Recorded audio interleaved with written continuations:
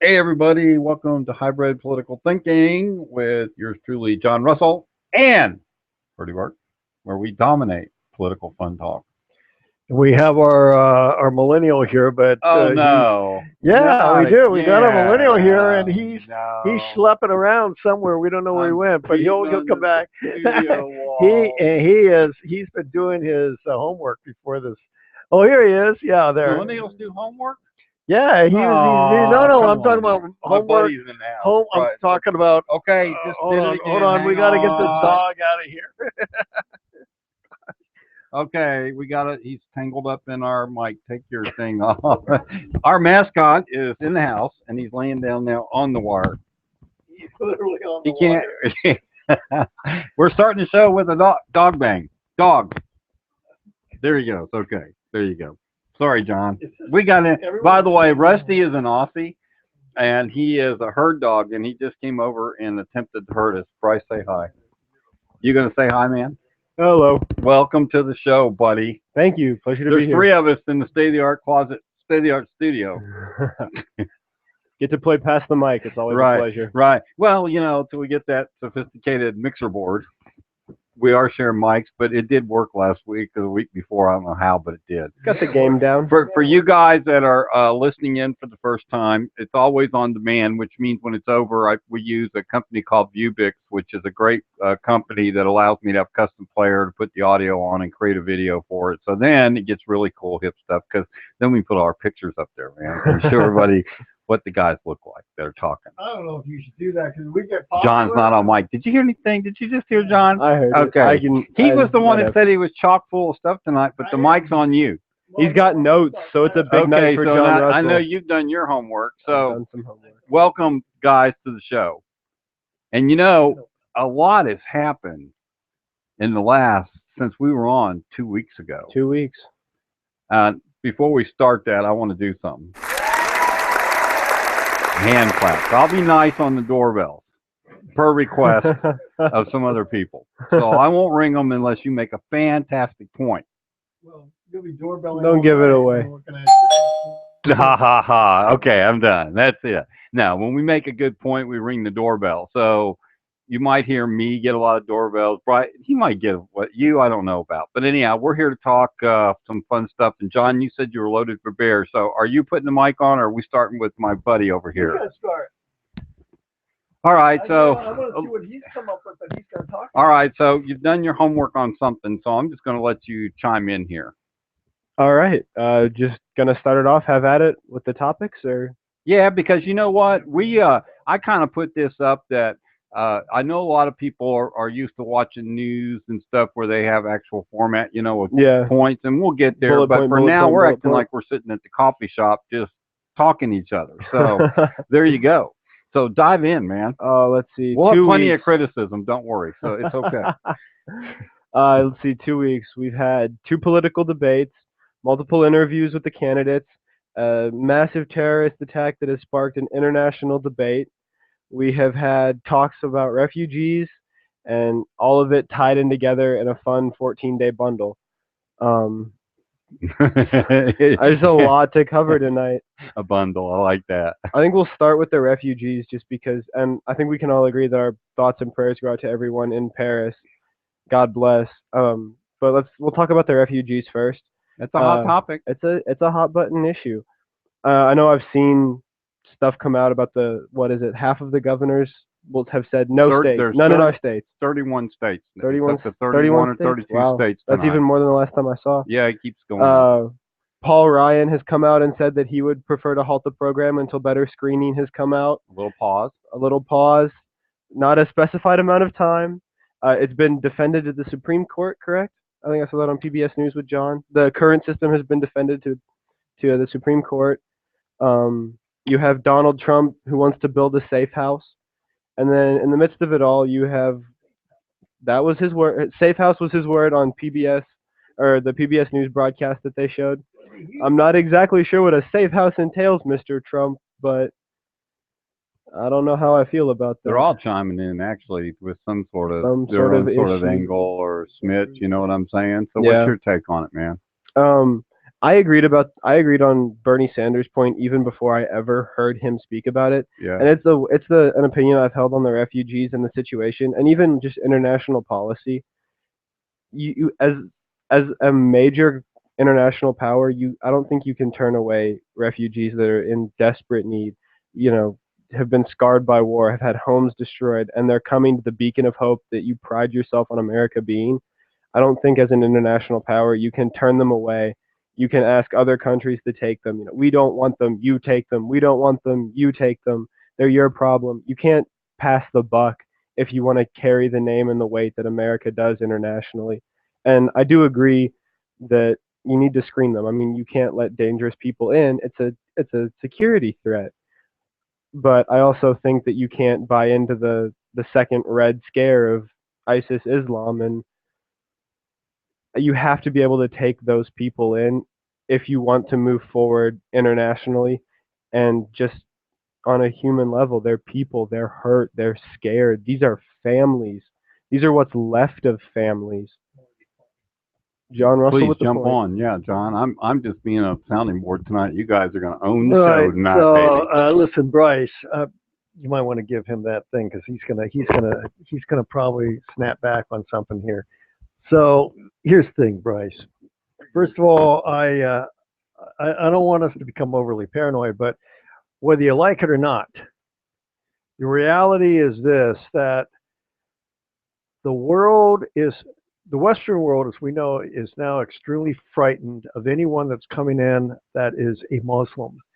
And I know that's not a politically correct statement to say, but the reason for that is they don't know which ones are going to be the terrorists and which ones are not.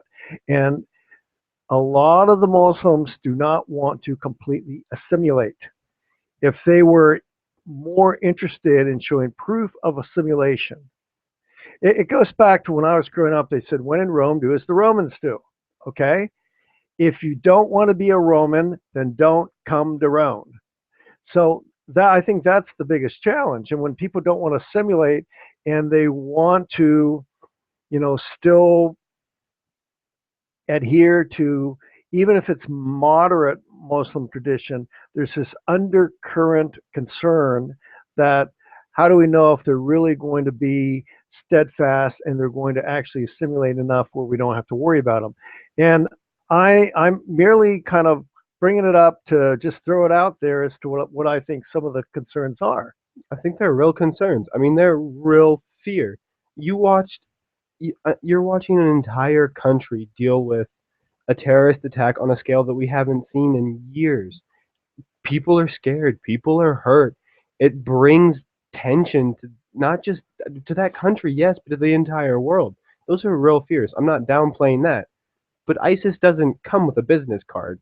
Like you can't check their wallets on their way into America and say you're an ISIS member, you're not, you're in, Well, I know, you're and out. that's the whole problem. So when you say a simulation, is that if you want our help, do it our way? Yes. Because that's Yes. not a Wait. Hold on a minute. where Hold on. is Hold that on. an Hold, American hold, principle? hold on. I'm not just talking about American principle in that. Only one. I'm talking about. I said the West, The West.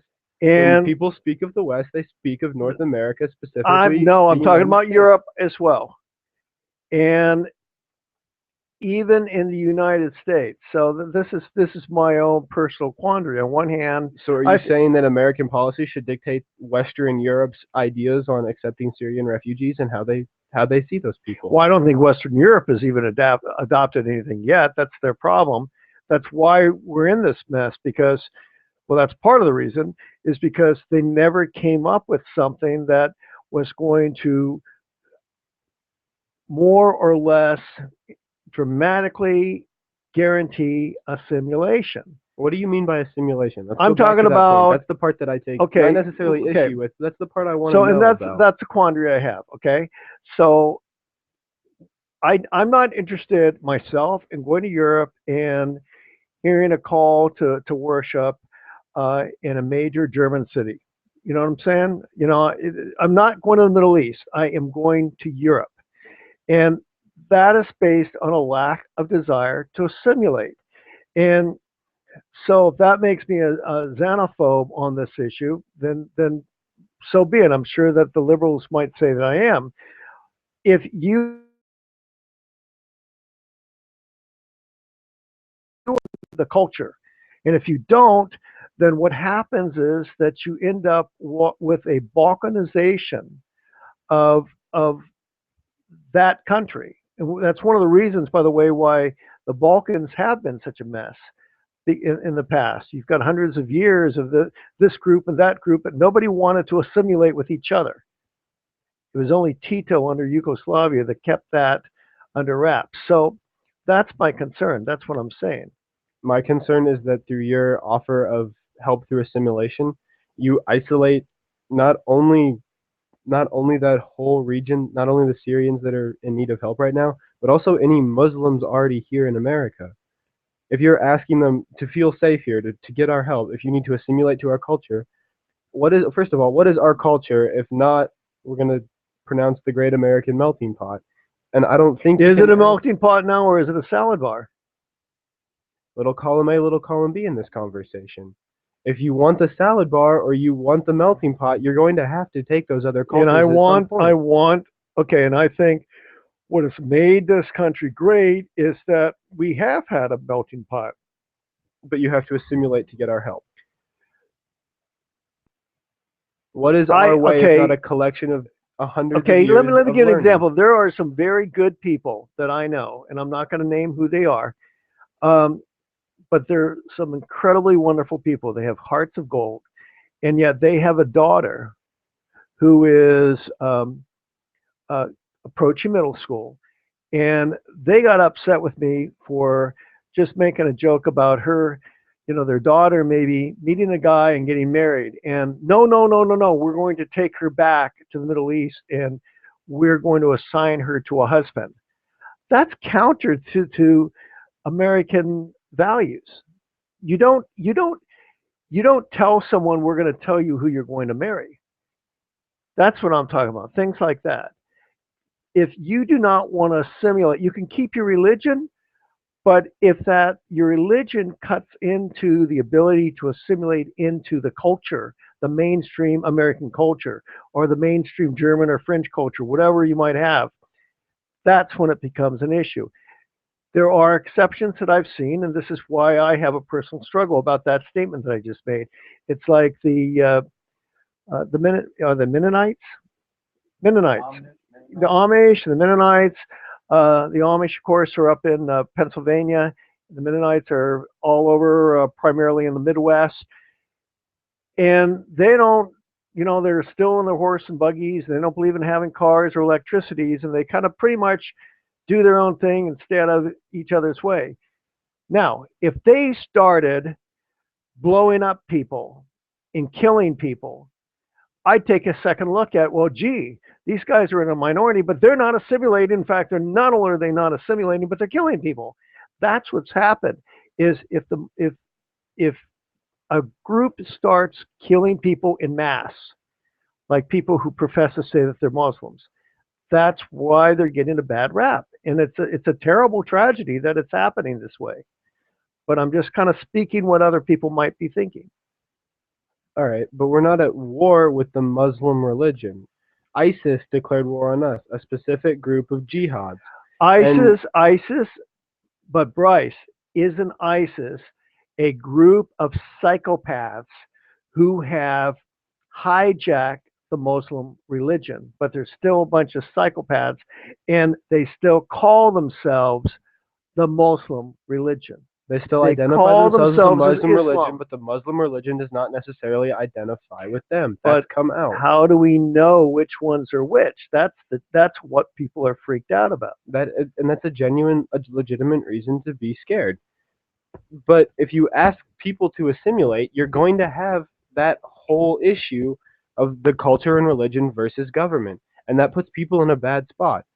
World War II, Switzerland and Poland were some of the first, I believe it was, Switzerland offered nationalism to the Jewish people coming out of, I can't remember where, and it has been highly praised throughout history ever since, because they were one of the only people to offer citizenship and protection to these Jewish people who were coming under persecution.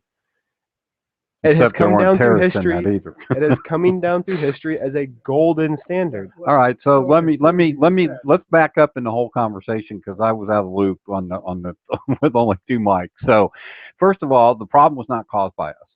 Let's quit blaming us for uh, for the problem. The problem is because these refugees are escaping from a country where their own people, right, are persecuting them and killing them, and so they had to flee. Along with those are coming. The ISIS aren't stupid, right? We'll embed a couple of our guys to sneak them in the country, right? And so that's what happened. We do know for a fact in Paris that one of them that was part of that came in through that group with a fake passport.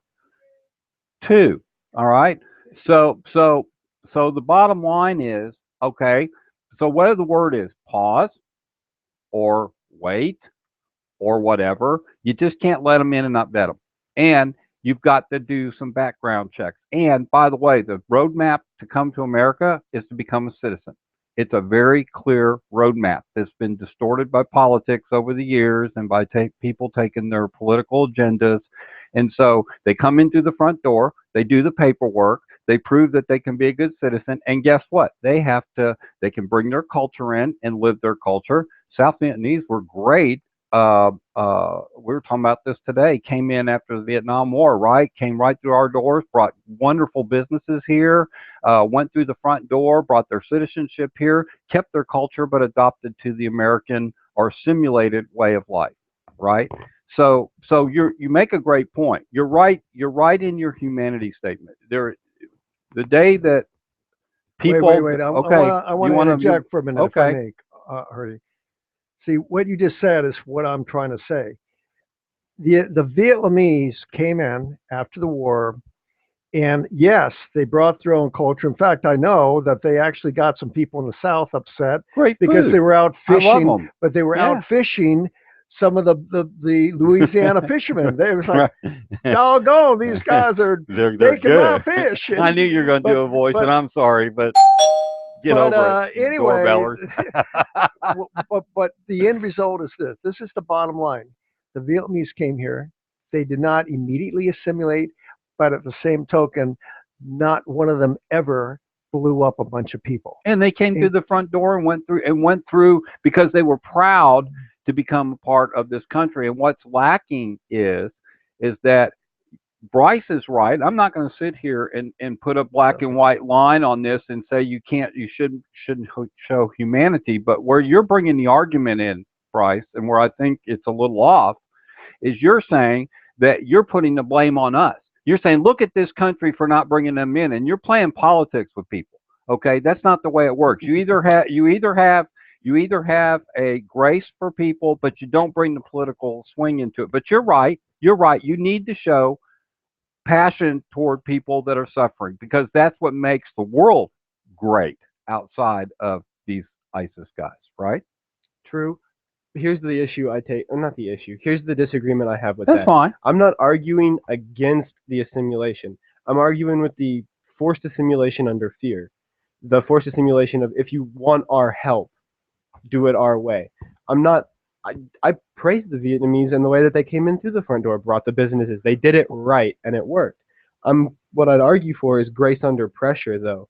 You with the Paris attacks, you now have an international issue that across countries and nations is, causing a stir and Okay, got so attention. I hear what you're saying about grace under pressure, but what has happened in Paris proves that we can't afford the risk of grace under pressure. Now, I look at all these Syrian refugees coming in, who, by the way, are the end result of terrible foreign policy decisions by the West, including the U.S. We Agreed. sat on our hands, Agreed. and those Agreed. people were crying for help, and we were going to have a study about it. Agreed. And we never got anything. And then the end result is it's like we got to get out of here. This is a hellhole. It's never going to change. And I bet 98% of those people coming in are good, decent, hard-working people. Agreed.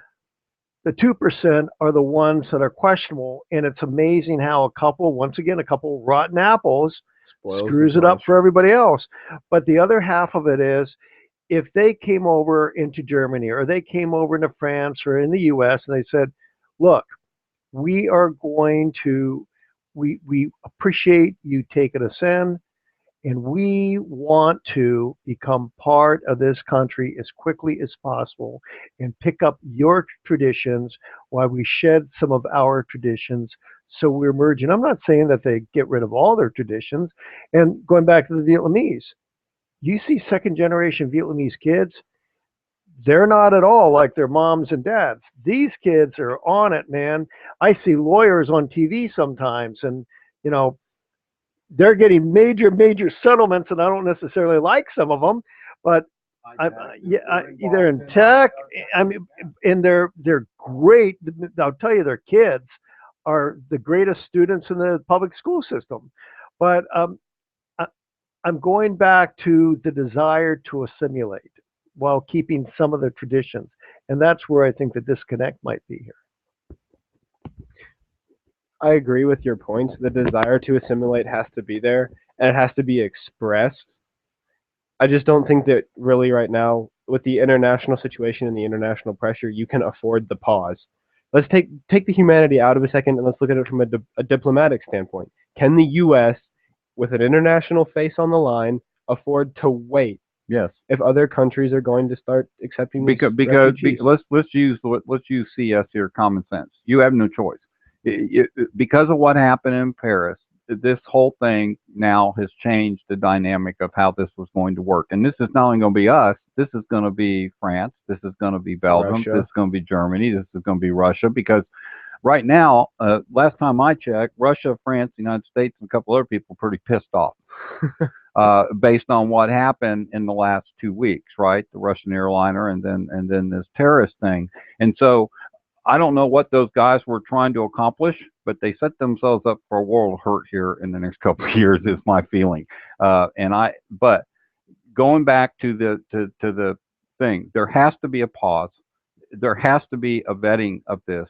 Whether they have to go through international databases and check everybody, they're going to have to do that. And then they're going to have to track these people. And right now, I know for a fact the FBI doesn't have enough agents to track every single person that comes in, which is what they would have to do literally to keep up with them. And so you've got a problem. You've got a problem politically. You've got a problem on a humanity side. And so I don't think there's any easy answers. How's that? I'll stand somewhere. There's no black and white answer. There's It's a just gray none. issue. And It's a because gray the news issue. have been talking about for 4 days should prove, and because we're talking about it just proves that there's no easy answer for this. Because I guarantee it, we sit here in this nice apartment, right? But if we went down there and saw how bad these people were suffering, I bet our hearts would drop out of our chest, okay? And I bet we'd feel sadness. I bet we'd feel, how could anybody go through that stuff? But we're not there. So we don't see it, right? So it's just real easy to speculate because we're not there. So you got to put the human side on it, but you've also got to be careful because, man, you don't want people sitting at cafes in downtown New York City or some city getting mowed down by AK-47s, right? Because some people weren't vetted. And this is a great way for these guys to sneak people in. And they know it. They're smart. That's it. Show's over. No, I'm kidding. I'm kidding. Back to John. So good points. And by the way, we love to agree and disagree. You know what I'm saying? And that's what makes this fun. As none of us are sitting here getting red faced. It's just a good discussion. There's two other factors about this.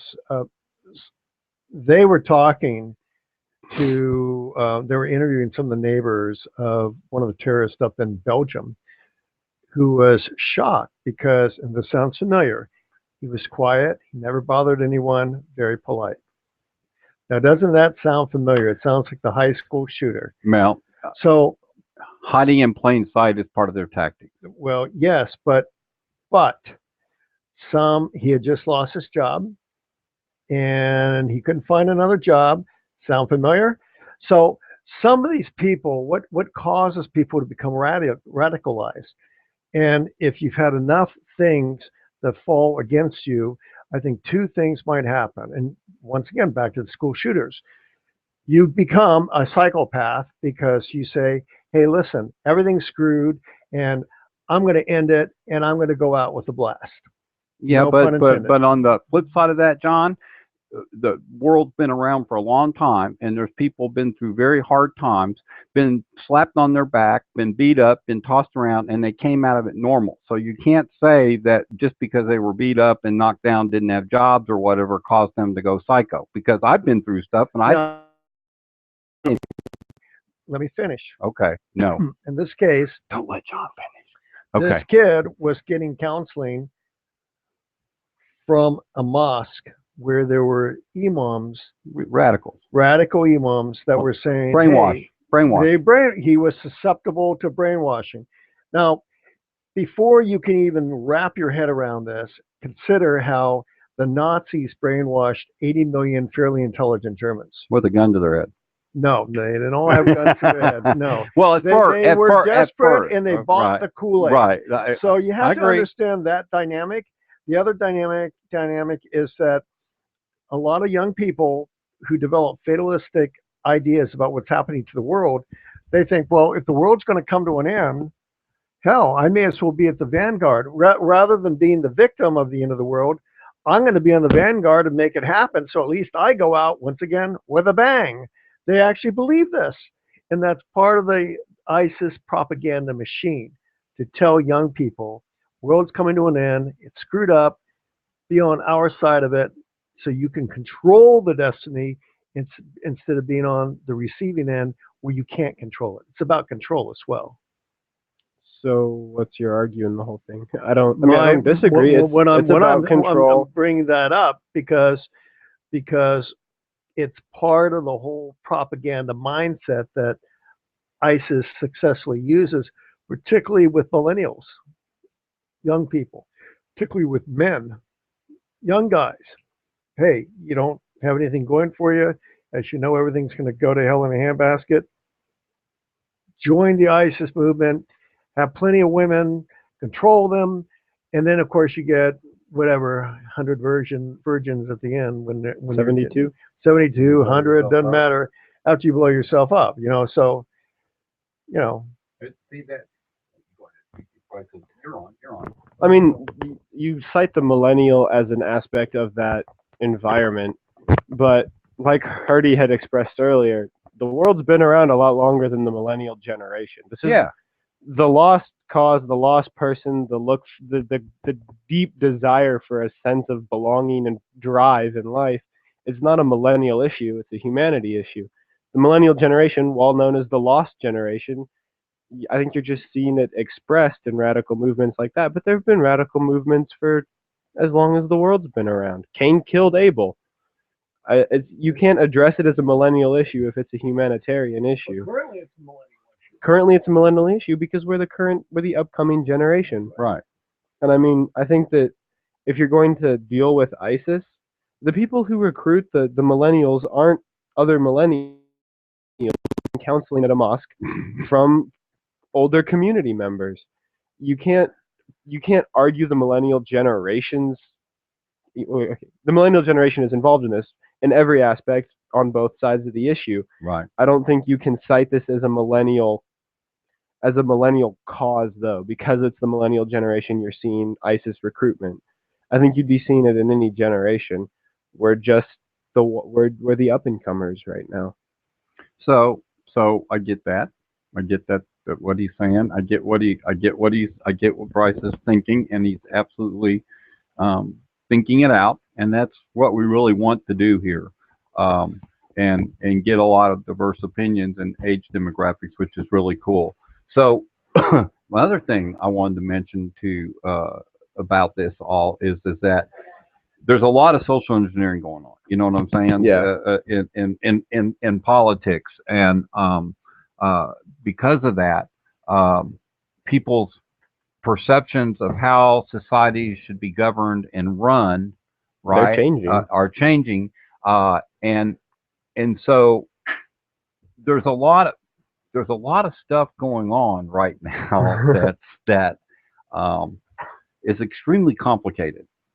Yeah, there's a lot of multifaceted issues for sure, especially on the table. I think if the Paris thing hadn't happened, then I think you would see these people coming in, right? Yeah, And I agree. I think now that that's happened, I think the idea of pause was legit.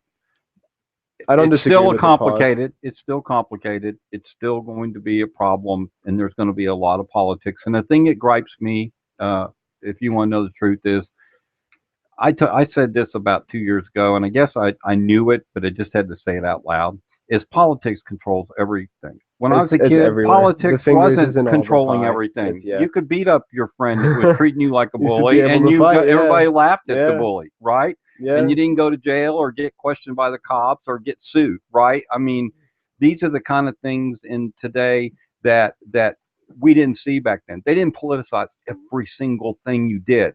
The wording, the little thoughts when you shared your The feelings. political When you correctness. shared your feelings, for Yeah. God's sake, you got criticized. You didn't get criticized. It was okay because people were adult, mature enough to handle the discussion. The thick skin.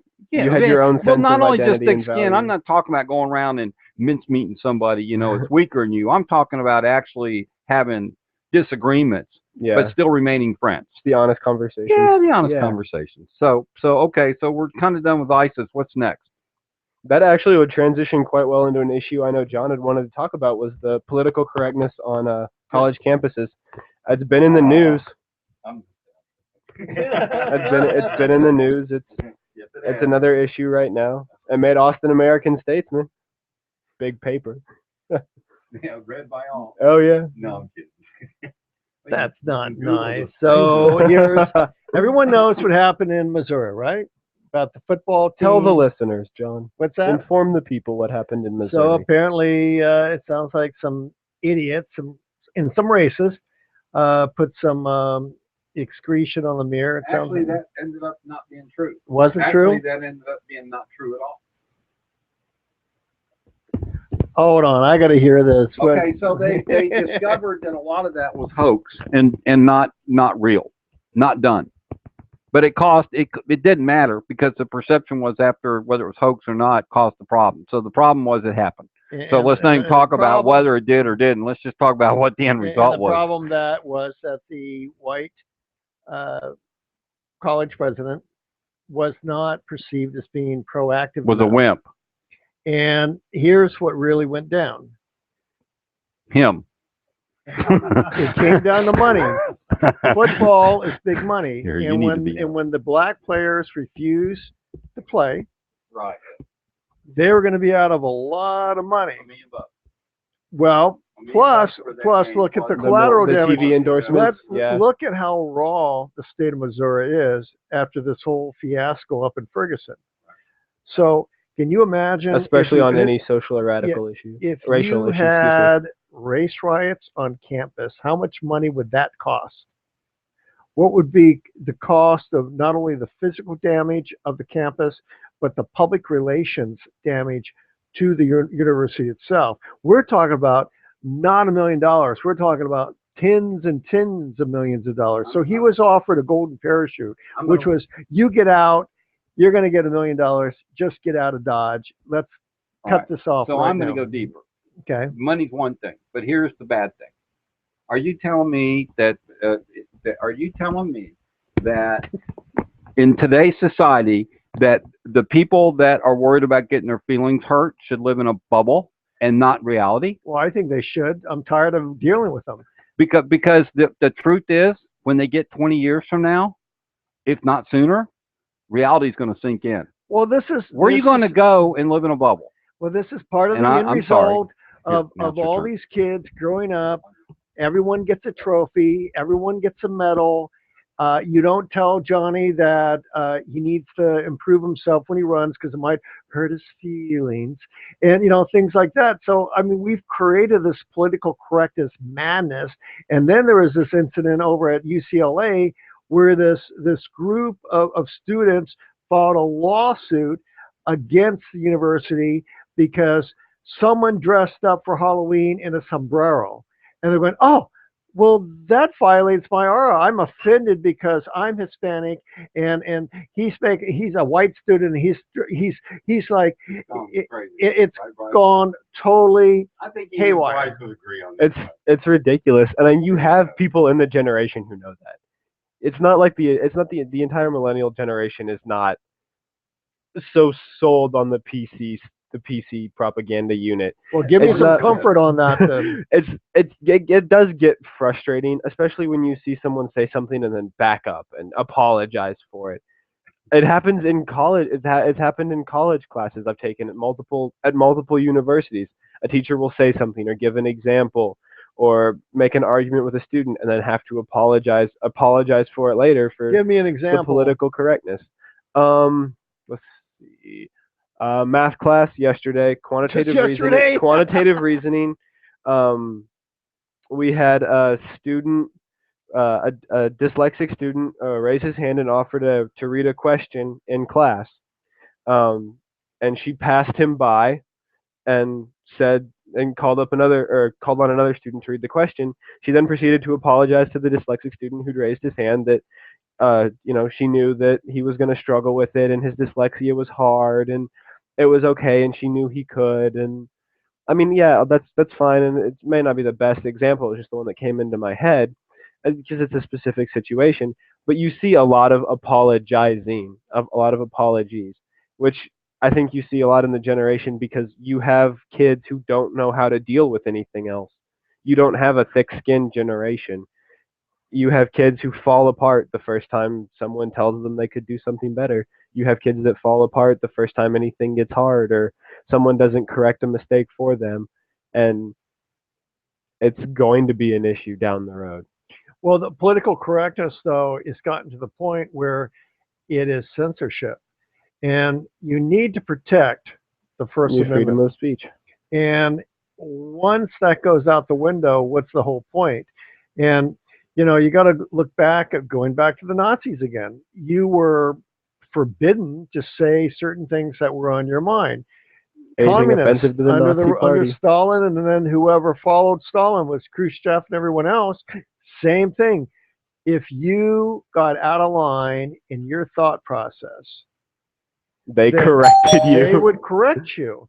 And so that's the problem with political correctness. And so many people, particularly ones who are in college now, may have very limited understanding of history. And John mentioned this because I'm off mic, especially to the point where you can't. No, that's okay. You can leave it on. They can hear me a little bit. You just need to ask this question, right, or make this point. Is that political correctness is being used politically As a weapon. as a way to control, and that's the way to totally control, wrong, yes. totally wrong. Yes. And in the liberal mindset, everybody is racist. Right. Except, unless you're a white liberal, then you're not a racist. But it's okay for you to be a racist against yourself because you're white, and you hate yourself because you're a white liberal. Right. Because that's the politically correct thing to do. Right. No, and I've talked to people like that. I know. White guilt. White guilt. White guilt. I was told by a sprout head in Berkeley. The doorbells That- are picking up. Thank you. I went to a Ralph Nader rally. But yes, I did. That's fine. Because, and I voted. No, I voted for Ralph Nader when it got down between Bush and Gore. I could not bring myself to vote for Gore. So I go to this Ralph Nader rally, and afterwards we all go out to get a bite to eat. And there's a sprout hen next to me, and they start picking up conversation about racism. And then she said, well, only white people are the only ones who are the racist. Everybody else is victim of white racism. And I said, I was pushed out of a second-story window in 8th grade by a local kid, a non-white kid, on Kill Howley Day, which is Kill White Kid Day in Hawaii, why the local teacher who was not white stood there and watched because they were both racist. And I said, don't.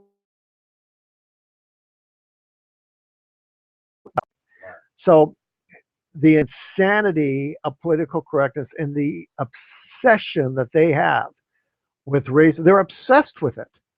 And they've lost all their credibility as a result, which is really sad because guess what? I see incidents of racism and unfairness enough in my day Right. on a daily basis where I think it's wrong. It's incorrect. But the problem is, it's like the boy who cried wolf.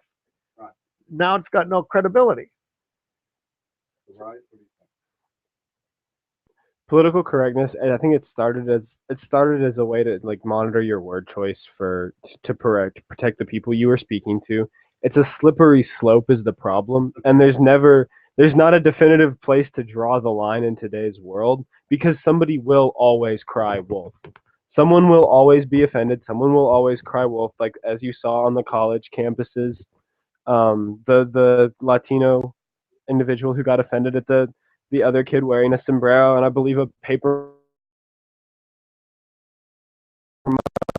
Oh, look at your And I father. mean, and especially in today's media, everyone's connected. Everyone sees everything. Someone's going to cry wolf somewhere. We'll talk about the Starbucks Red Cup briefly as an example. Somebody somewhere is gonna cry wolf about something, even if it's unintentional.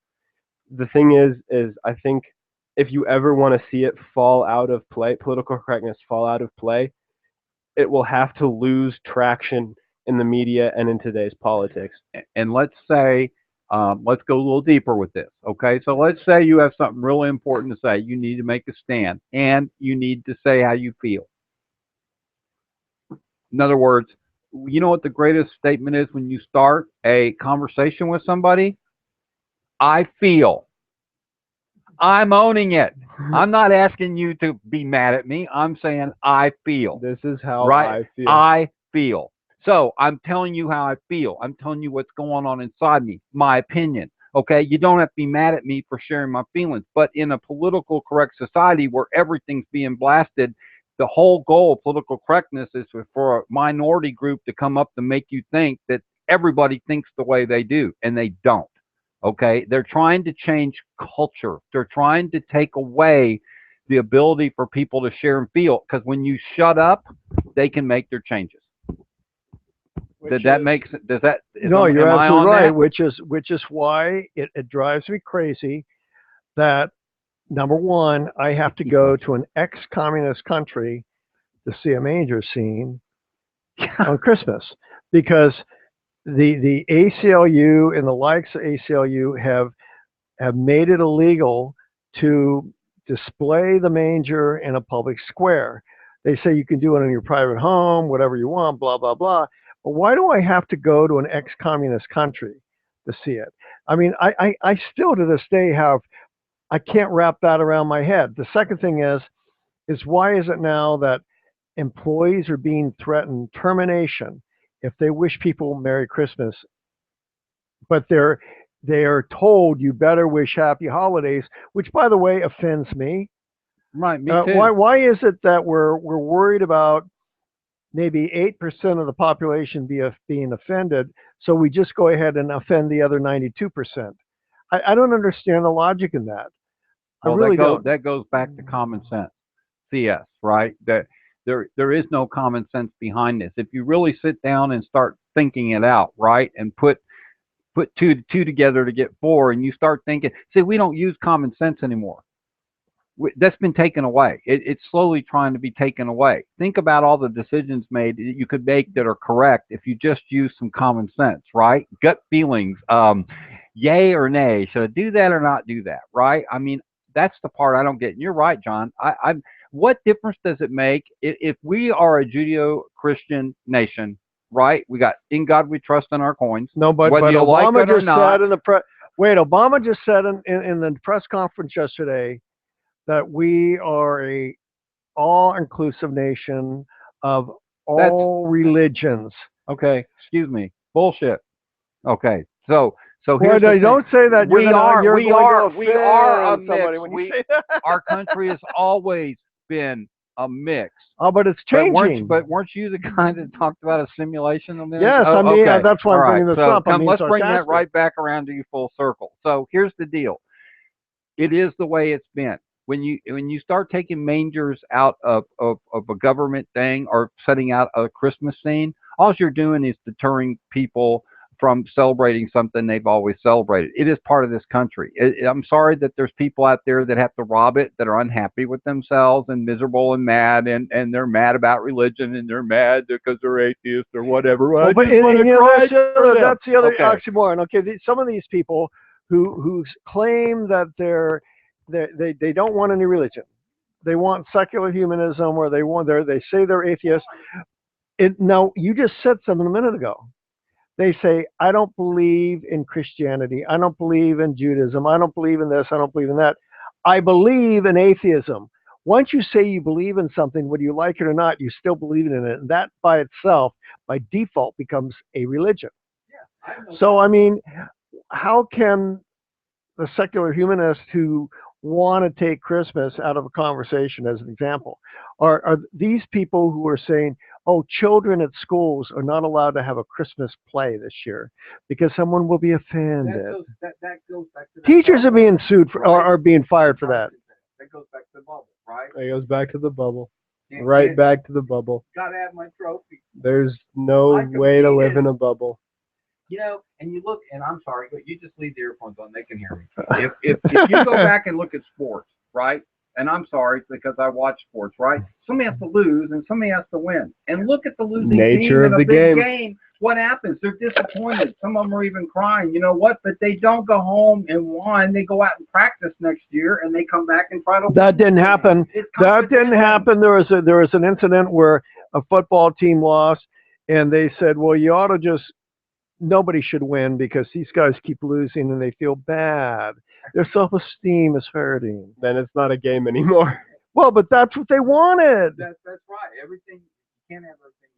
Then it's not fun. In competitive sports, you play to win. That's right. You play for the win. Nature to be competitive. That's what makes America great.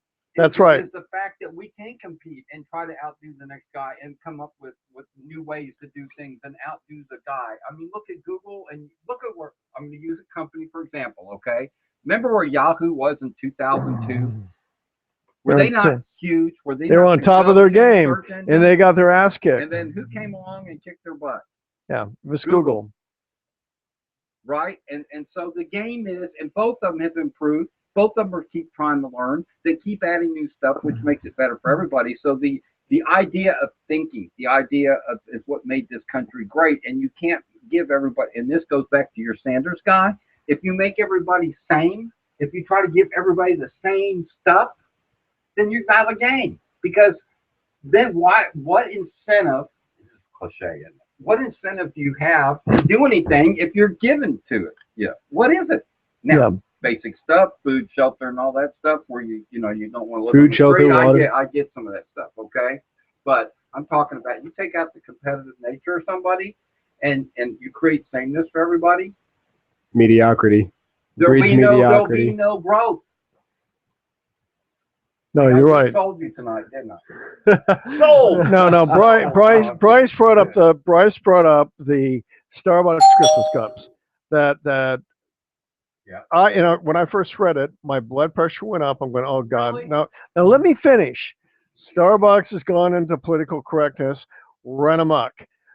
So I went to Starbucks the next day, all ready to. I looked at the cups and said, "What's the matter with these cups? They look okay. They're red cups. It still says to me Christmas. I'm not going to make a big to do." And I went back and I played the YouTube thing where the guy was starting that whole movement. And I'm listening to him, and he was talking about political correctness and blah, blah, blah, and taking the Christ out of Christmas and all this. And you know what? He lost his credibility with me when he deviated away from the focus of keeping Christmas and ended up saying, and I've got a gun and I'm keeping my Second Amendment rights. I'm going, oh God, this guy is one of those, he's one of those nutcakes. And that's part of the problem, because you get these guys who will say something like that and they muddy up what they're saying, and the whole movement that discusses things like that might lose its credibility. So I just wanted to. I didn't even notice the cup. Just drank coffee Don't anyway. Care. That's my no. Go ahead. That's my feeling. But Bryce, jump in, man, because we were kind of talking about the political, and we've really done pretty good tonight, staying on at least 2 topics so far, haven't far, we? two. And keeping Yeah, it two somewhat major ones, coherent yeah. at this point. Haven't even So, touched on the debate yet. I want to discuss something else because something happened before we were on. We've got how many more minutes? 8 minutes. Okay, we got We're 8 on the minutes. So 8-minute this will be countdown. perfect time. Okay, so why we missed last time? Some elections happened too. Local or? Let's talk about San Francisco for a minute. Remember safe zone? Remember safe zone? Yes. Well, guess Wait, are you talking about, guess who lost? Are you talking about, no, you're talking about sanctuary cities? Yeah, guess who lost in San Francisco? The Democrats. What? The Republican won it. What, of the mayor? Yeah. What, of the mayor? Well, that I didn't even know that. and in Kentucky, the first governor ever to be yes. lost. Now, let me tell you something. That's Yeah, there- gay mayor in, that's fine. in I have no Salt Lake problem with City. that. Did you hear that? I have no problem with that. Of all places, in Salt Lake City, think Right. about that. Right. See, the problem with that is, I might as well jump on that. I think that's is great. that I'm going to agree with something I heard. Because a person believes in marriage, right, between man and woman, I do. I'm traditional. Doesn't mean I'm homophobe. That's that political correctness, right? It just means I've always believed in something that's been very traditional. It's been passed down for years. It's great. I always said people should have equal rights. I don't care who you are. Everybody should be allowed life, liberty, and the pursuit of happiness. Okay, so what you just said is I'm confused. Because, no, you're not. Yes, I am. You just think you are. Let me finish. I love to mess with him. So, He's my buddy. the thing is if you believe that marriage should be between a man and a woman, are you? I said that's my feeling.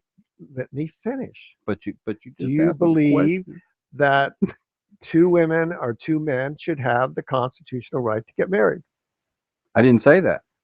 Just I didn't say that. Answer that question. I can't, because that's not a fair question to me. Well, it is a fair question. Because you're trying to put me on the spot. What I'm telling you is, my feeling is that marriage has always been traditionally between a man and a woman, but it doesn't make me a homophobe if 2 men or 2 ladies get married. Okay, good. That's what I was trying. Did I just give you the right answer? Yes. Well, but I've always said, right regardless answer, of it, let's say that didn't, let's say it didn't pass. Let's say it didn't pass. I still believe in all equal rights for everybody that's a citizen of the United States, not based on sex, education, or religion. Because if you take one, you got to take the other. That's right. Good. And the Constitution says you're allowed to pursue liberty, happiness, pursuit of happiness, all that stuff, right? No matter what you are or who you are, unless you break the law. Yeah, you're right. Golly. So what else were you going to say? I'm not very often very often. So what else were you going to say then? Well, I was just going to say, I think there's this underlying silent majority right now that's starting to swell. Right, and when you start seeing big changes, like I was mentioning, like San Francisco, Kentucky, right, where you've had a governor I did not know. Well, the guy, you're really sure that Yvonne can look it up. It was either deputy, it was something. It was a big deal. But it wasn't the mayor? I don't know what it was. I'll find out. We'll find out and correct it on the show next week. So what you'll find out. Okay, good. But anyhow, there was a big change there. That's the point. So I don't know. Anyhow, guys, we're winding down. Bryce, get on here and throw in some thoughts, man. You're our millennial whipping. I mean, I am actually not familiar with anything of the election that happened in San Francisco. I can't weigh in on that. And for the first time, I don't know anything about it either. The first time John is unfamiliar with San Francisco, and as long as I've known him. Yes. I thought I would get back a nice response. Yeah. I'm also wearing my gun shooting blanket. Oh my God! Shooting blanks all night. Yeah. So, hey, we wanted to, John. Why don't you get us closed out here with Bryce? Just tell everybody we're back every Tuesday night from 7 to 8. Kind of finish up, wrap up. That's right. We are back Tuesday night, 7 to 8 p.m. Hurdie Burk show. That's all. No. John and Bryce and her show. It's a hybrid political thinking show, is what it is. And you just heard all kinds of views in here. And as you know, some of us who are sometimes very progressive changed back, became very conservative, and sometimes some of us who are conservative changed back, became progressive. That's hybrid political thinking, because you have to look at everything from all four sides. And I will say this. All three of us in here have our viewpoints about stuff in a different way, yet we're all good friends, right? That's and we right. hang out, Absolutely. we enjoy Agreed. each other's company, Agreed. and it doesn't matter what we say or do. We respect each other, and that's what makes this fun. And I think even my millennial buddy over here, Bryce, even respects the 61-year-old guy. Okay, so that's Very cool. much so. That's just because you paid them Very off. much. All right. So long as that, take us out, John. Well, I guess we're wrapping up, and we look forward to talking to you next week. And we want to hear your feedback. This is very, very important. Give us your feedback. We've listened to it, and we made a couple little changes that you may have noticed tonight. Thank you. And we'll see you next Tuesday night. Well, from Hurdie Burk's exclusive 7 to 8 p.m. Oh. Good God. All right, guys. Ladies and gentlemen, it's been a We'll see you pleasure. around the corner. Thank Good night, you. everybody.